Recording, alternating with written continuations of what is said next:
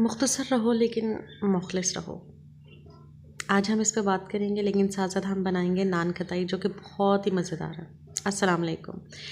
बिस्मिल्लाह करते हैं। मैदा चाहिए 1.5 कप, सूजी चाहिए 4 कप, बेकिंग पाउडर 1 चम्मच, पिघला हुआ घी 1.5 कप, बेसन आधा कप और चीनी भी हमें 1.5 कप चाहिए।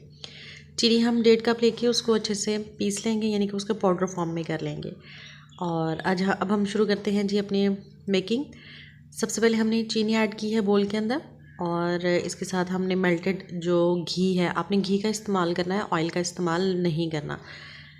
घी हम इसके बीच में डाल लेंगे और उसको अच्छे से हम मिक्स करेंगे। तो हम बात करते हैं, आज आपने मेरी पोस्ट के बिल्कुल स्टार्ट पे देखा होगा वीडियो में कि मैंने लगाया है मुख्तसर रहो लेकिन मुखलिस रहो।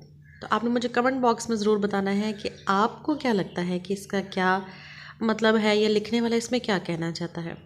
मेरे नज़रिए के मुताबिक तो इसमें यह है कि आप ताल्लुक़ किसी से मुख्तसर रखें लेकिन उसमें मुखलसी ज़रूर हो।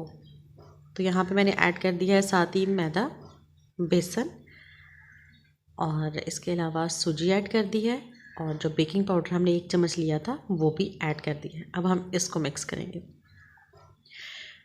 आज के दौर में मुखलसी देखने में तो बहुत कम मिलती है। लोग किसी से अगर मिलते भी हैं तो सिर्फ अपने मफाद के लिए, अपने मकसद के लिए, और जैसे ये मफाद पूरा हुआ, मकसद पूरा हुआ, तो आप कौन और मैं कौन।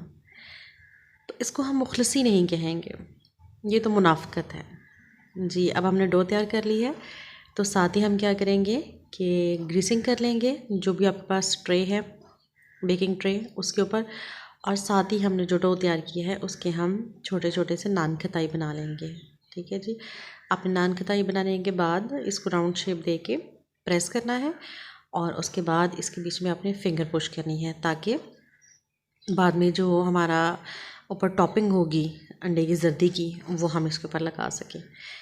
तो मेरा यही कहना है कि आप ताल्लुक़ रखें, चाहे चंद लम्हों का ही क्यों ना हो, लेकिन उसमें मुखलसी ज़रूर हो। हमारे दौर में, हमारे वक्त में मुखलसी बहुत कम होती जा रही है, जिसकी वजह से बनावट बढ़ती जा रही है और रिश्तों का तकद्दुस ख़त्म होता जा रहा है, एहसास ख़त्म होता जा रहा है।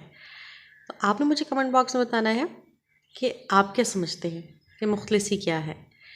यहाँ पे मैंने बेकिंग ट्रे जो है वो ओवन में रख दी है, प्री हीटेड ओवन में, और इसको हम तकरीबन 10 मिनट पकाएंगे, और उसके बाद आपके सामने लजीज़ किस्म के नान खटाई तैयार है।